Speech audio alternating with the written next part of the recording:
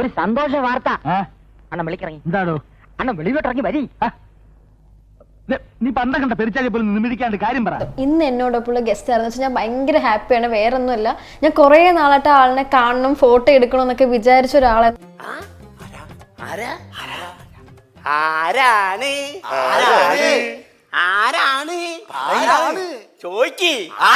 പക്ഷെ ഇന്ന് എനിക്ക് നേരിട്ട് ഇന്റർവ്യൂ എടുക്കാൻ പറ്റി. വേറെ ആരുമല്ല, Bobby Chemmanur. Hi sir. Hi, hello. Best. തലയിലിരുന്നാലേ വേറെ എവിടെ ഇടാൻ പറ്റില്ലല്ലോ.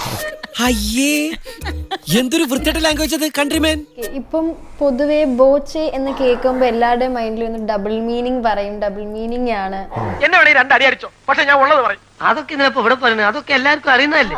ഒരു ഡബിൾ മീനിങ് അല്ല, ഒരു 1.5 ഡബിൾ മീനിങ്ങോ ട്രിപ്പിൾ മീനിങ്ങോ ആണ്.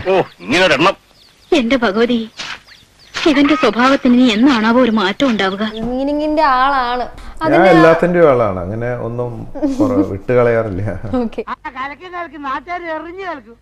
ഇനി അങ്ങോട്ട് കലക്കിയില്ലെങ്കിൽ നിങ്ങൾ എന്റെ മോയാളിയുടെയും പേര് തമ്മി മാറ്റി വിളിച്ചു. ഡബിൾ മീനിങ് പറയുന്നത് റീച്ചിന് വേണ്ടി, ഇപ്പം ബോച്ചയ്ക്ക് റീച്ചിനും അല്ലെങ്കിൽ അതിന് വേണ്ടിയിട്ടാണ് ഡബിൾ മീനിങ് പറഞ്ഞത്. സത്യമാണെങ്കിലും എനിക്ക് അംഗീകരിച്ചു കൊടുക്കാൻ പറ്റുമോ? അങ്ങനത്തെ തോട്ട് തന്നെയാണോ? വയറിലാവും, വയറ്റിലാവും, ഇതൊക്കെ ഉണ്ടാവും. ജനറേഷൻ പറയും, റെയിൽവേ സ്റ്റേഷൻ എന്ന് പറയും, പോലീസ് സ്റ്റേഷൻ എന്ന് പറയും, എങ്ങനെ എന്തുവേണേലും പറയും. അതെങ്ങനെ? നിങ്ങൾ ഉദ്ദേശിച്ച പോലെ അല്ലേ, നമ്മൾ അങ്ങനെ ഞാനൊന്നും ഉദ്ദേശിച്ചില്ല.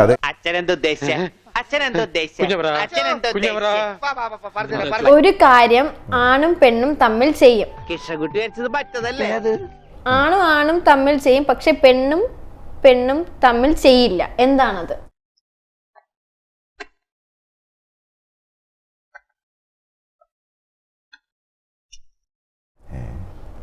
പെണ്ണും തമ്മിൽ ചെയ്യില്ല. ആണും ചെയ്യും, ആണും പെണ്ണും ചെയ്യും, പക്ഷെ പെണ്ണും ചെയ്യില്ല. എന്താണത്?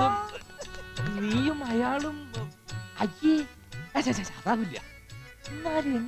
പുറത്തിട്ടിട്ട് ഒരു കാര്യമില്ല, അകത്തിട്ടാൽ എന്തുണ്ടാവും? ഈ വായുണ്ടല്ലോ അങ്ങനെ ഭക്ഷണം കഴിക്കണത്. Too bad country people. ശരി, ഞാൻ അതൊന്നും ഉദ്ദേശിച്ചില്ലേ, വട്ടത്തിലാണോ എന്നാണ്. ഞാനൊന്നും ചോദിച്ചില്ല വട്ടത്തിലാണോ. നീ ഒന്നും പണയണ്ട.